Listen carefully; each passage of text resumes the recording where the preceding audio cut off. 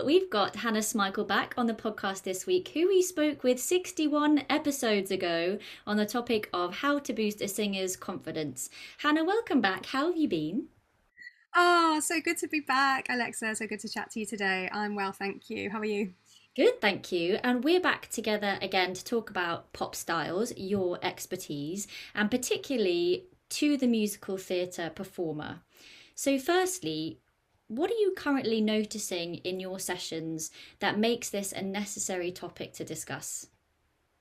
Yes. Well, I would say that of recent months, particularly sort of in the last academic year, I've seen an influx of singers who have some concerns around their contemporary sound. It might be that they have a module at college or uni that is demanding them to demonstrate a contrasting piece, something contemporary with something musical theatre. I've also had students who have come who are auditioning, whether that is for drama schools or out kind of for things like ships and working roles, and there has been a increase in people being asked to produce a more contemporary piece, or a contrasting piece, and that being a pop piece, and I feel people are struggling. So, I thought it'd be great to talk about that with you, and maybe what you see in your students too, and where you hear that resonate as well, with singers. What sort of things are you seeing singers struggling with then? Is there something particular in this pop style exploration? Well, I actually think it's to do with confidence. I think it's confidence in the technical application of what makes something like sound more pop. And I think it's also confidence in choosing repertoire and people having confidence that they're picking a great song for their voice. So I think there's a few themes there, but it definitely resonates around people knowing their voices, knowing the genre, and knowing how to find their vocal identity within that. And I think that's definitely tricky.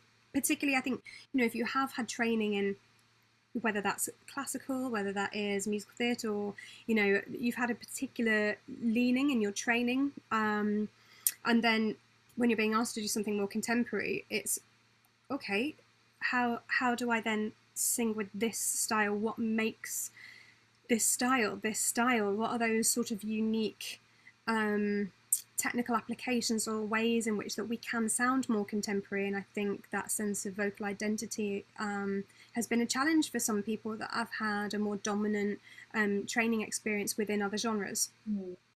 And as you mentioned, a lot of the auditions that are coming out, you're asked to sing a pop rock, and we only have to take a look at the shows that are touring around here in the UK at least. Things that are happening on the West End and on Broadway, a fair chunk have got this pop influence. So we're looking at things like Heathers, Six, Moulin Rouge, and Juliet's just done really well, even though sadly it's left the West End now.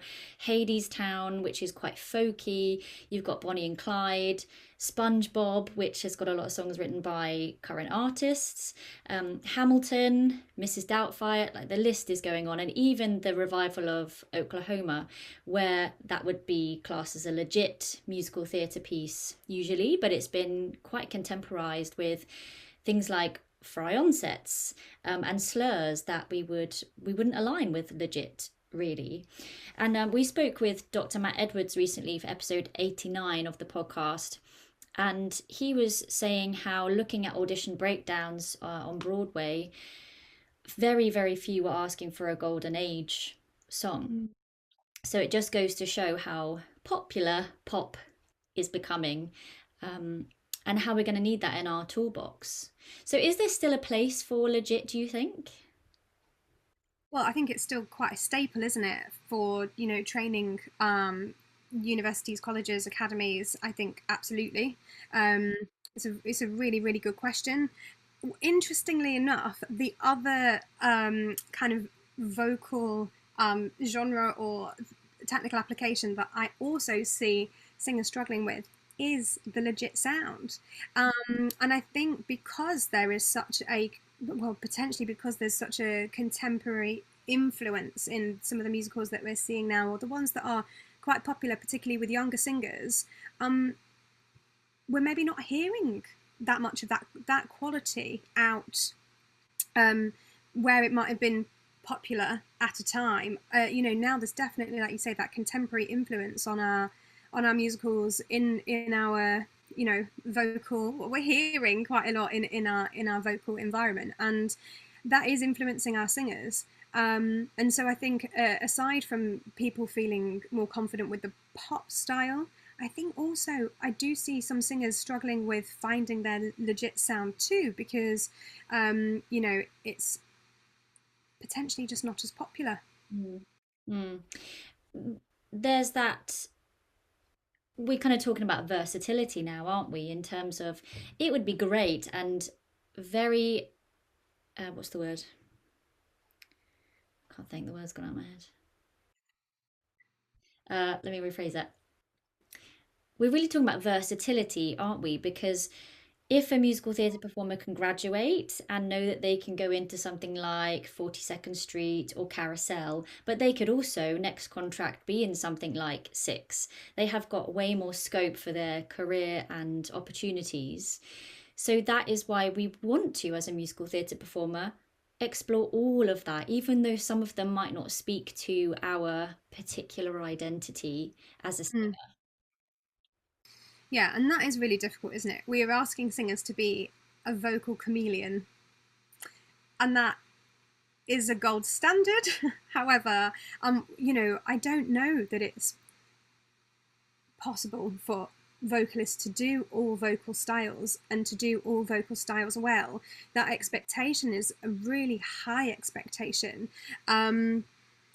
So, is that where we want our singers to be? I think where I like to encourage my singers to be is at a place where they have a toolbox, and they know that they can choose various options in terms of aligning themselves with a particular genre or sound. Should we expect ourselves to be able to sing everything? Well, no, probably not. And I think, as singers, we feel like maybe we want to sing it all, we want to have it all.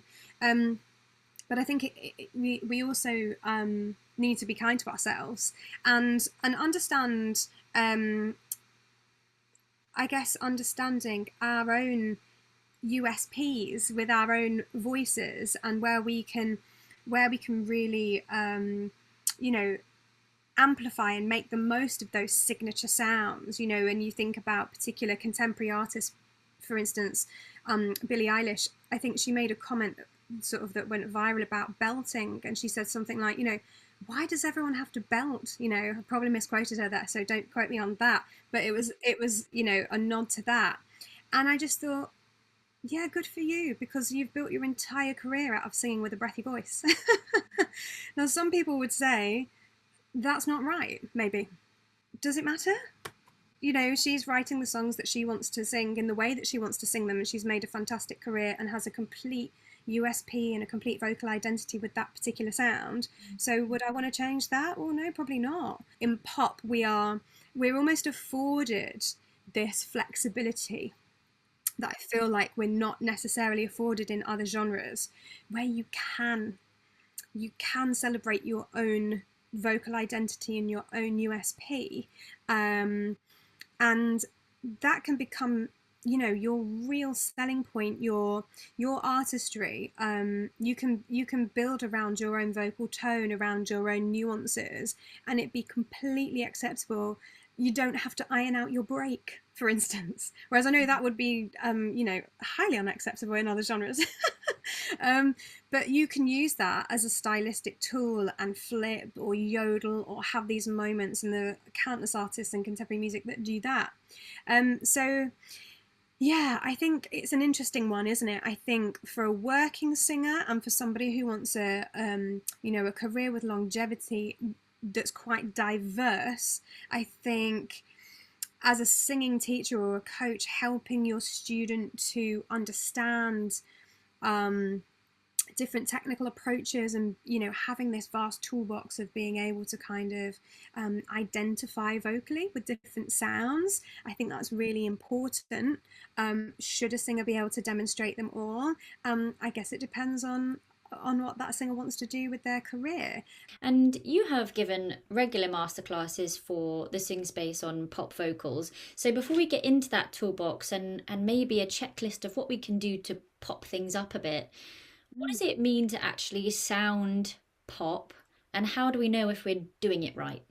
It's almost easier to think about when we don't sound pop, and maybe those times where we recognize that a singer just might not be aligning well with the genre, and sometimes that might be particular vocal qualities that don't feel like they align. Maybe that could be like either quite a heavy vibrato or even quite a bleaty vibrato. So if we think about something like Snow White, Snow White's vocal at the beginning of the film, there it's very sort of high and thin and almost a bit, I don't know, probably a better word for it, but a bit bleaty. Let's call it what it is. It's not going to sound very pop. So it might even be helpful to think about, what doesn't sound pop. Julie Andrews, does she sound pop? No.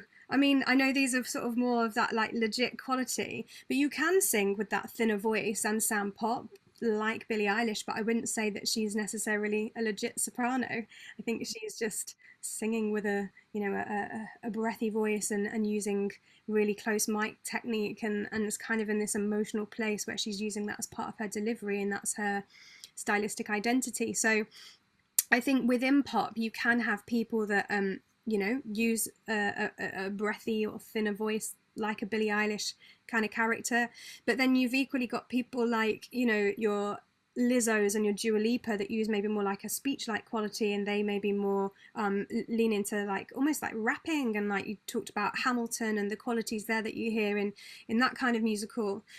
And then you've got maybe some more like beltier diva types, you sort of Lady Gaga's, and I know she definitely draws some aesthetics from her voice from a kind of a musical theatre leaning, I feel. A bit of Adele, that kind of a voice. And so I think it's kind of quite hard to pigeonhole what pop sound is, but I think we can hear when it isn't. What tools then can we explore with to guide a singer towards a more pop-like sound? Mm-hmm. Well, I think you talked about the use of vocal fry before, when you mentioned about the Oklahoma revision, and I do love a bit of fry. It's got to be said. I think thinking about onsets and offsets. Oh, sorry, I did it. Did it as I was saying the word. Thinking about your onsets and offsets and the intentionality there is a great tool, really, to think about. With our contemporary music. I think fry is a fantastic way of kind of essentially dirtying something up a little bit, but in a way that's effortless and that is not going to be problematic for your voice. So using that as a way to onset your vowel led words, if you like, and having a little bit of that going on is quite nice on the entry or on the offset, and it kind of just has a little disruption, doesn't it, to the sound, and kind of like I said, sort of dirties it up a little bit. It just gives it a little bit of it takes a bit of the polish off, I think. And I think we've spoken about sort of simultaneous onsets and that beautiful approach to singing, and I'm down for those. They're really helpful. But I think when we have a lot of balance within the voice, sort of emotional delivery, or I think yeah, thinking about your onsets is really important. I think if you're doing something a bit more rap-like, and you want to kind of energize your consonants and have a little bit more bite on it, dare I say, using glottal onsets. Kerry Ober, I must mention her fantastic course, and that I've just been on the certificate of vocal pedagogy through the Voice Study Centre. I hope I'm okay to mention this, but she is just a fantastic resource and trainer, and she talks about onsets and how safe they are, and also how useful they can be for our articulation. And I definitely noticed that within pop music, using, they don't have to be heavy glottal onsets, we don't need to be coughing up our larynx when we're closing our vocal folds, but having a little firmness sometimes, sporadically within reason, can be useful. And yeah, and just thinking about those ways to create emotion and create intensity, is I think quite helpful. But the fry one in particular, like I said, it gives you a little bit of edge, but in a safe way, from what I understand. Thinking about pitching, so I know sort of within musical theatre will be expected to sing the dots, and as they're written, I think with pop music you can push and pull rhythm and you can push and pull pitch. I think approximating pitch, gliding, scooping, swooping, kind of whatever your terminology is, up to notes, is acceptable. I think combining that with a fry onset, that kind of thing is, great. So kind of pitch gliding up or pitch gliding off, offsets again, kind of this sort of note drop off is quite popular within pop music. That's another thing that you hear quite a lot in terms of just having a bit more freedom with a melody and allowing your own interpretation and your own sense of flow and energy. I think that's something that's quite helpful, just leaning to your individual voice is great. I think we've got flexibility there. I like to use cry, so again, I'm sure that's definitely used in musical theatre, but this idea of using crying sort of sounds, you kind of hear this all the way through pop, whining divas, just to add this emotional intensity in choruses and just to give that little bit of, essentially intensity in the voice. That's really useful, really helpful. Riffing is something that I think we hear a lot in contemporary music, even if that's as simple as, like, I hear this all the time, a little 3-note run, little 3-note walk down, or a little like semitone step up, a little like grace note almost to get into a higher note. Sometimes we add in a sort of a half step to get up to the big note, and that seems to be quite an unconscious thing, going up to bigger notes and then also coming off notes or a sustained note. You might hear like a 3-note little rundown. I hear Jessie J doing those quite naturally, but then in terms of like riffing and ornamentation, there's a whole lot of that going on with contemporary music that I guess would sort of set it apart from other genres where we're hearing that, quite frequently, and that's quite celebrated as well, in contemporary vocals. People want to know how to riff, how can you make runs, sort of smooth and effortless, and how you can work on your vocal agility. So I think, leaning into that is something that can kind of help a singer sound more contemporary, for sure. I think when we're thinking about vibrato, I think it's worth just being mindful of the use of vibrato, and sometimes it can be quite difficult to sort of naturally pull it back. But depending on what your song is, depending on what your context, your environment is that you're maybe performing in, for instance, if you were part of a band and you were the lead singer of a band and you had 2 backing vocalists, but you've got quite a present vibrato or quite a wide vibrato, for instance, how well would that blend with, your backing vocalists, and thinking about that kind of thing. So yeah, I think vibrato has its place within contemporary music. But I think the rate of the vibrato and the frequency of it being used and the context is something to be mindful of, in terms of the application there with individual vibrato, I would say there. Yeah, And I think, consonants, consonants can kind of, we can do either thing when it comes to our consonants, like I say, with the sort of more leaning to the kind of contemporary dance upbeat, like I sort of mentioned, like your Lizzo, your Dua Lipa, even Ed Sheeran, people like that. They use a lot of kind of emphasized consonants to really articulate well. So I think that can work really well with that sort of pop singing. But equally, most recently I did a pop masterclass, and one of the songs that we looked at was Pixie Lott's Cry Me Out. Now, she pretty much dropped all the T's in the chorus, so it actually sounds like that she's singing Cry Me Out. Um, you'll have to cry meow, which, is just interesting because you know what the words are, but when you listen to it, it's like, oh, I'm not hearing that. But it would sound weird. And I know I'm pretty sure she has a background in musical theatre, but this sort of at the end would just sound strange off the back of like this real heartbreak, emotional song that she's in, and she's singing this chorus, and if we just at the end of each line, it would just feel a bit weird.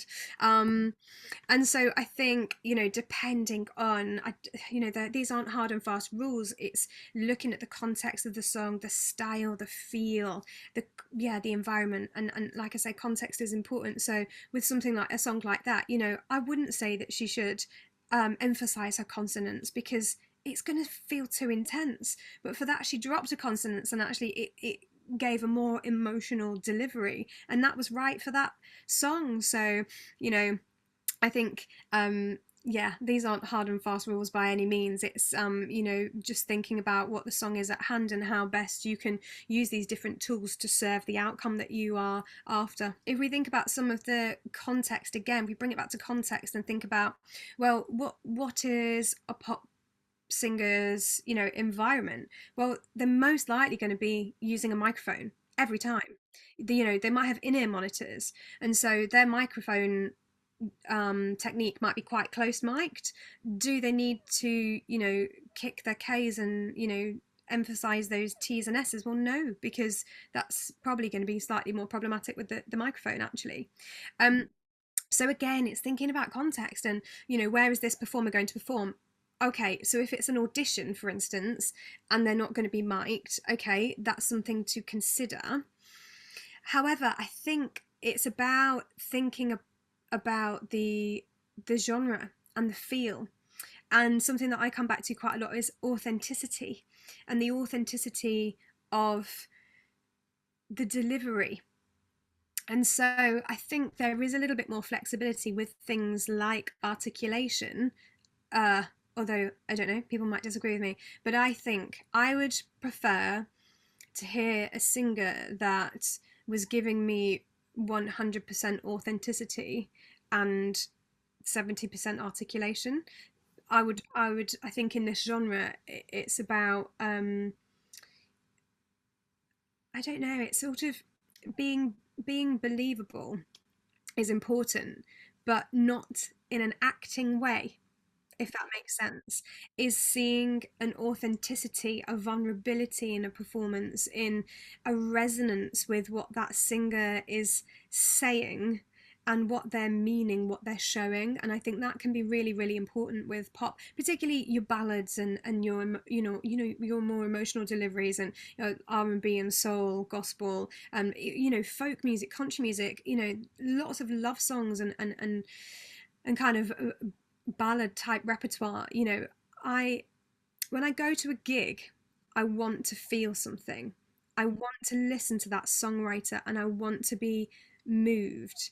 That's the beauty of live music, isn't it? Is we go and we just want to feel something. We want to be changed by that experience. We want to, and we see into that person's soul, and you want them to see into yours as well. It's this really beautiful connection, and that is one of the beautiful things within contemporary music, is that we can really deliver that to our audience. And I would forgive someone's articulation for that delivery. I would.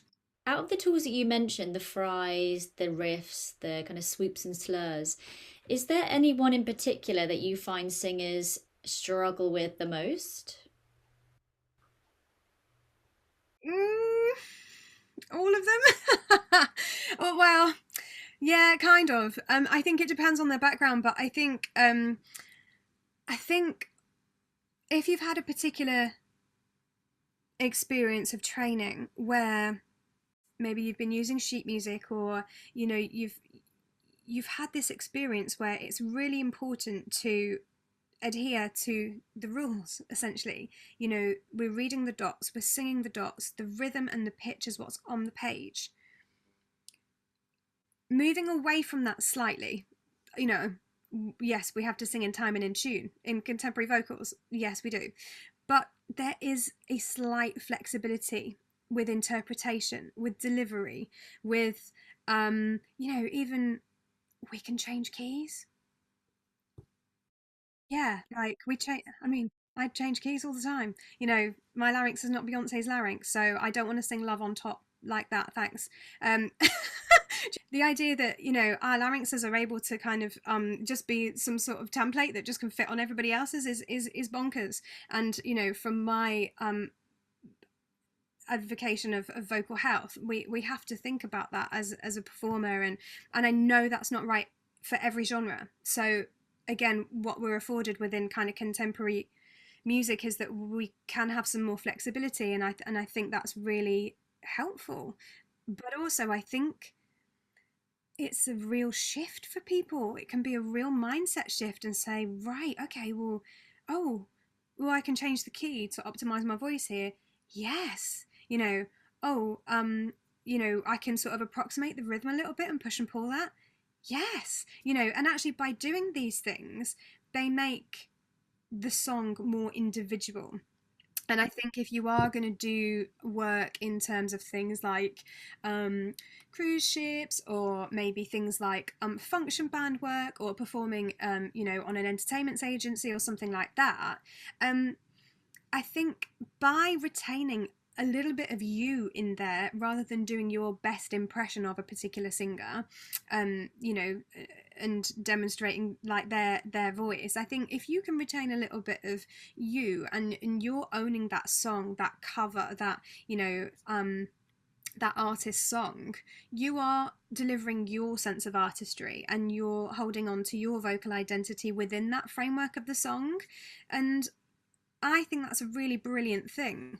So I do think singers struggle with all of those things, particularly those that have, been taught from a framework where, it is about precision, it is about delivery, it is about, replication, and having a particular desired sound and a desired technical outcome that is very precise.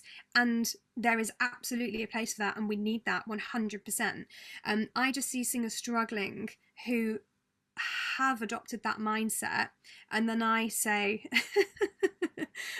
we're gonna fry the onset, and we're gonna approximate some of these pitches, and rather than singing on the beat, which again, that's something that people struggle with, is we're just gonna let it flow, we're just gonna roll with it a little bit, and we're kind of taking some of these frameworks away that feel, for some people, quite disorienting, like, oh, okay, I haven't really sung like this before.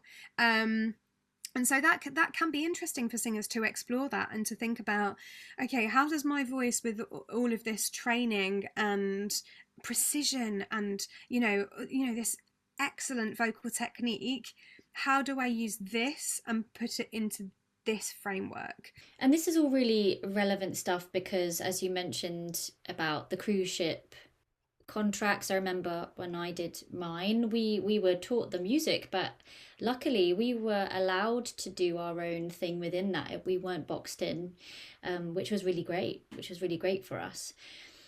And equally, the musical theatre performer might graduate and want to start up gigging whilst they're in between auditions, and this stuff is going to be more in line with where they might be performing rather than being in the audition room. So having that flexibility to respond to the environment that they're in and pull out of their tool bag what is appropriate in that moment how do we know what suits us? Like, a couple of people have spoken about like doing a little pick and mix, try out a fry, listen to your favorite artists and see what they do, and try it on yourself. And if it's not the right fit, you just go to a different clothes shop, if you like, and pick a different pair of trousers. I think some of those ideas that you've mentioned already are really great places to start. Usually, when I'm working with a singer, I will ask them, what do you like to sing? Who do you like to listen to? No one knows the answer to that question, can I just say? I've asked and everyone's like, oh, I don't know. Like, who do you listen to? Pull up Spotify. I think they're just worried that they'll S Club Sevens and I will go with S Club Seven. That is not a bad thing. Guilty pleasures will be coming out, right? No, but that's exactly what I do. And they'll have a blank, and then they'll say they don't know, and I'm like, well, what is on your Spotify playlist? I'm like, get out your phone. So we do that, and we're like, okay, let's have a little scroll, and then they go, oh, like, what's that one? What have you just owed at? Okay, let's try that. And I think, going with particularly younger singers now, that's been really helpful actually in just building confidence by singing what people like to hear and starting with that. And I think, even just like some simple things like, what's your vocal range? I mean, it's not, rocket science, but like, there are plenty of singers that will want to sing songs that just won't suit them purely on maths. you know, um, where's your lowest comfortable note, dear? Where's your highest comfortable note? And also maybe not. Let's not just pay attention to those two note values, but also what happens in the middle. Because there's going to be a chorus in there that's probably going to hit like that C, right? And yeah, let's see what happens there. Where is your superpower? Where's your superpower? What is that thing when I close my eyes and you sing, I go, that's your voice? Because that's what we want to pull out from. So, are you really great down at the bottom end? Are you really sultry and rich and have a lovely chest voice, M1 thick fold, whatever you want to call it, and you just love to sit there and you're really great here and that comes easy peasy to you? Sing there. So let's look at some artists that just ooze that kind of vibe. Can we think of some soul singers, some jazz singers? Let's look at a little bit of Ella. Let's who can we find that actually fits with your voice, not necessarily your voice fitting with theirs, but let's find some alignment in genre within contemporary vocals. As you said, there's lots of different avenues that we can go down. It doesn't necessarily mean what's been in the charts in the last 6 months, because that might not be to our taste or maybe to our kind of vocal suitability. So let's think about, what's your vocal superpower and what makes you uniquely you. And likewise, it might be somebody that, loves to sing up high and they've got a really great sort of head voice. Well, it might be that we go, hey, let's whack out some Billie Eilish. Let's sing When the Party's Over. She's right up there, like top E, singing in her thin sound. And yeah, that's beautiful for you because you can nail that. And other singers who have got like more of a beltier range that are quite happy to take all that weightier beltier sound up through the middle, they're probably not going to do so well with a Billie Eilish. Maybe we go Jess, Glynne. Maybe we think about somebody or an Adele type that uses all of that vocal superpower to their advantage. And so I think, not only just looking at kind of your vocal range, but also kind of what are those things that you do really well that are uniquely you, and that we can use there to kind of really showcase your voice and align it with a contemporary artist or a kind of a subgenre within contemporary vocals that would really showcase the best of what you've got to offer to an audition panel, to or during a performance. What will align well, and what will represent you well. I remember speaking to Dr. Trinice Robinson Martin about authentic voice, finding your authentic voice, and she was talking about how teachers of musical theatre were coming out and saying that they just didn't know how they could identify in contemporary music because they always had the contextual baggage of the character and the background and all of that to support their choices. So exploring pop like this actually gives the musical theatre performer the opportunity to be, as you say, flexible and experience what they are as an individual singer, and then to be able to infuse that in their musical theatre performances as well. And then looking at like the acting through song stuff, as I just mentioned, you have a whole script to check out the facts and then fill in the holes with musical theatre. You can research the background, the time that it's being performed in. There's a lot that we can do, but when we're looking at pop, we don't have that. So how could you help a musical theatre performer still give a performance that is in alignment with what they might be expected of, but that isn't eggy and that isn't overplayed, but is quite authentic to the style that they're singing? Yeah.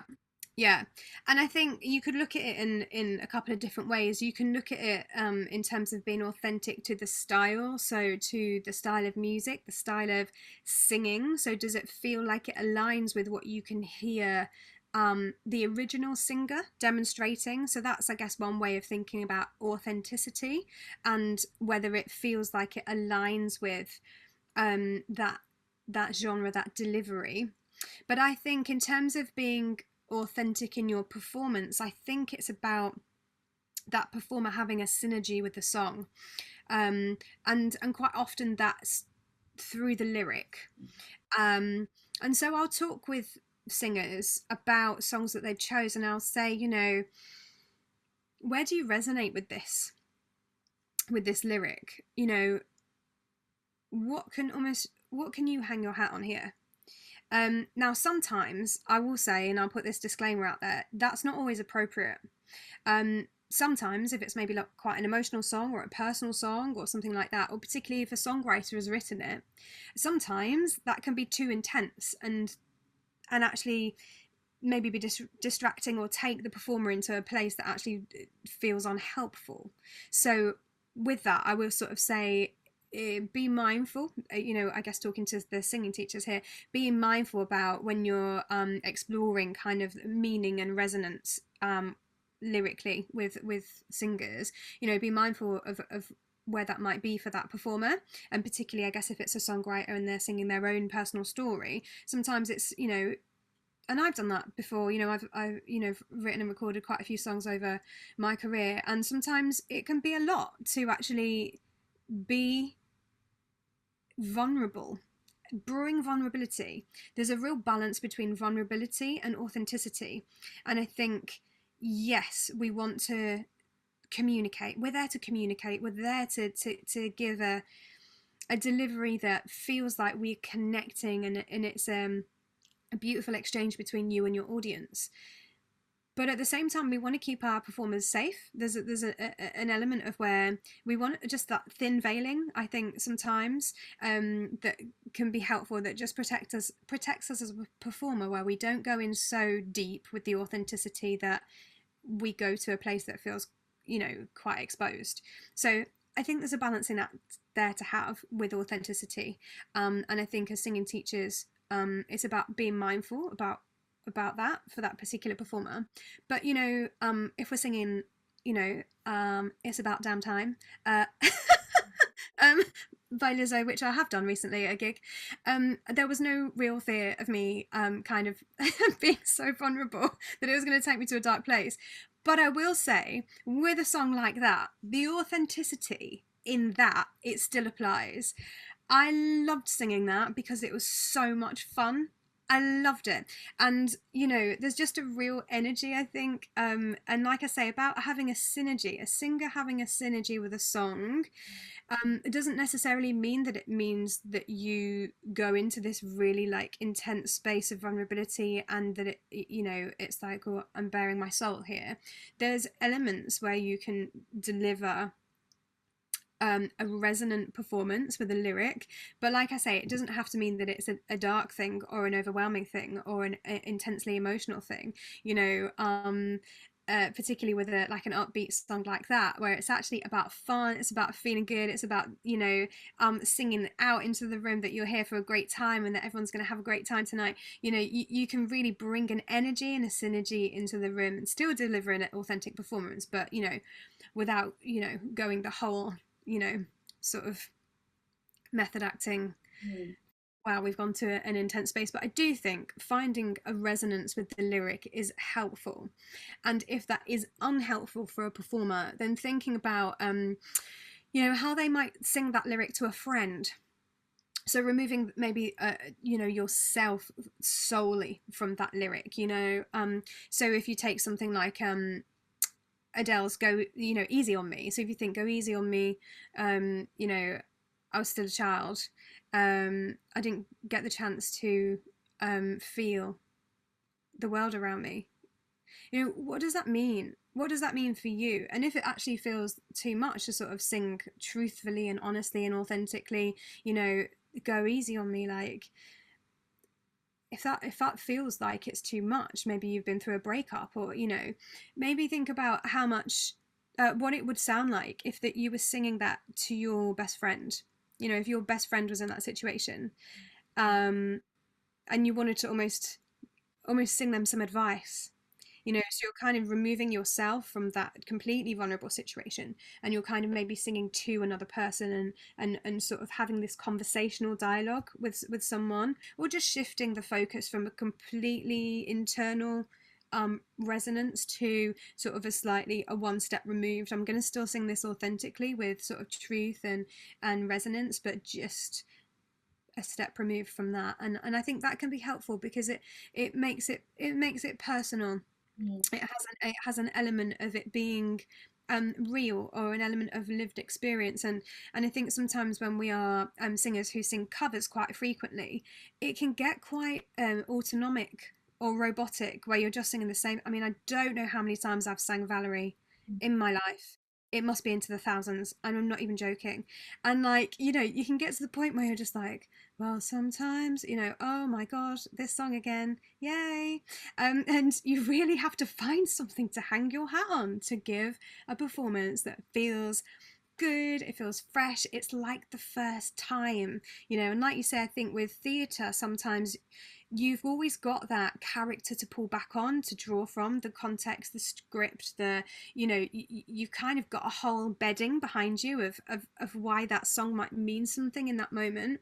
But when you're just kind of, you might have an hour set on a ship or in a bar or in a wherever, and you're going literally through the decades of contemporary music, or you might be singing an hour of chart stuff, where can you find resonance with everyone through the ages, and it's quite difficult. We spoke with Joe Sear for episode 105 of this podcast about teaching popular music styles, and she recently did some research investigating a potential curriculum and a framework for training popular music singing teachers.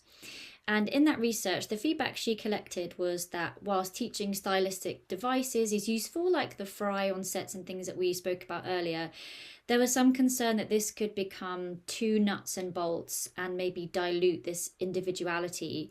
What are your thoughts on that? And does that differ slightly depending on who you're teaching? Yes, potentially.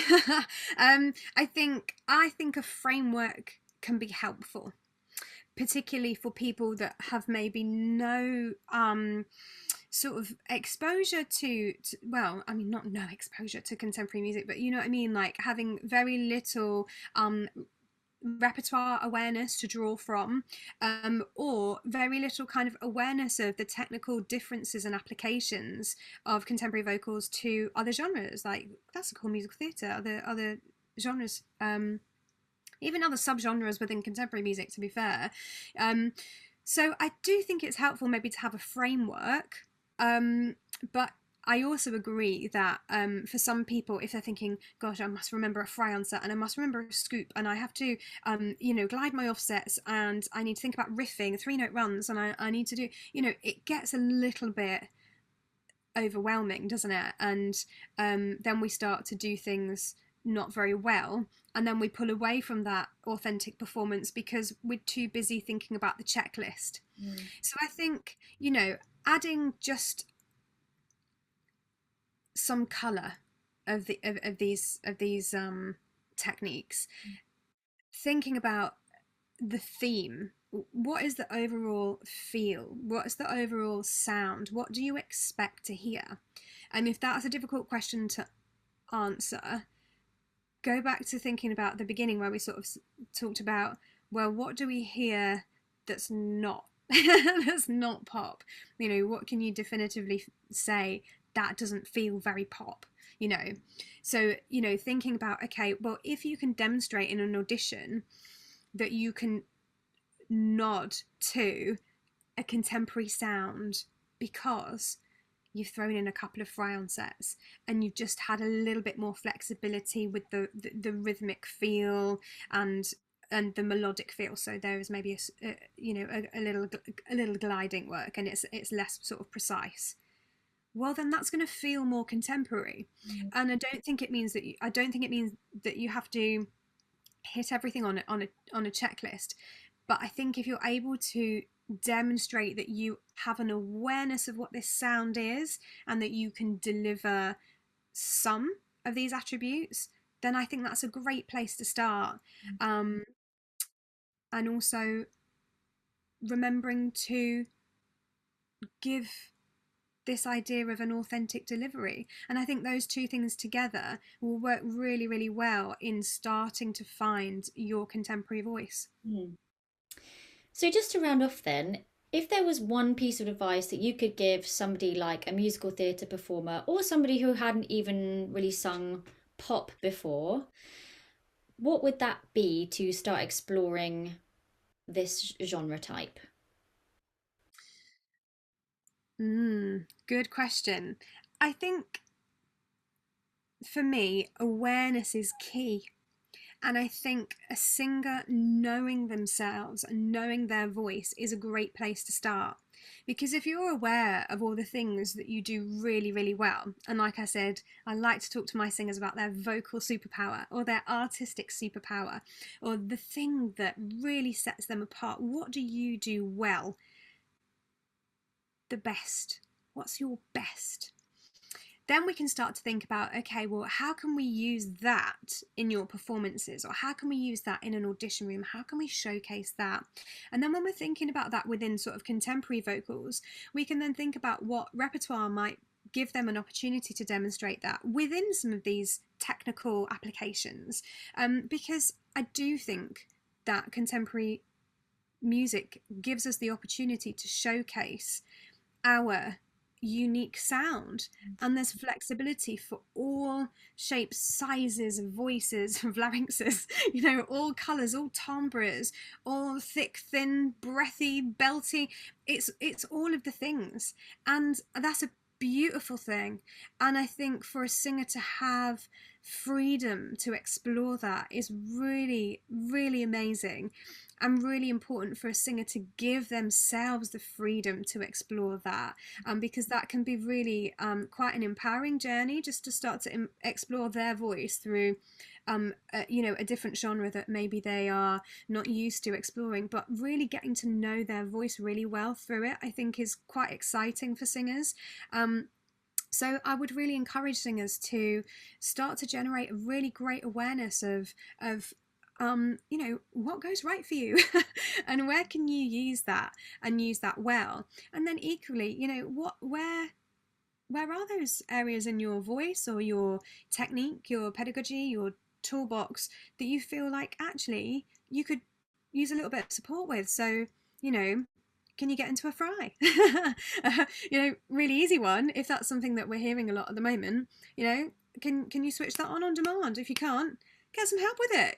That's fine. That's what we're here to do as singing teachers. We're, here to help with those tools, and it's great to be able to do that and to help singers find those elements that will help them with their contemporary sound.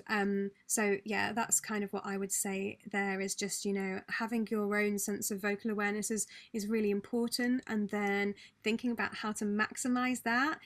Your USP, what's your USP? And then start to think about what genres, repertoire, artists might well align with yourself. And if you're stuck with that, approach a vocal coach who has experience in contemporary voice that will be able to give you some great ideas, be able to give you some artists, some playlists, some recommended songs that would work for you and your vocal range. And I think that's really important.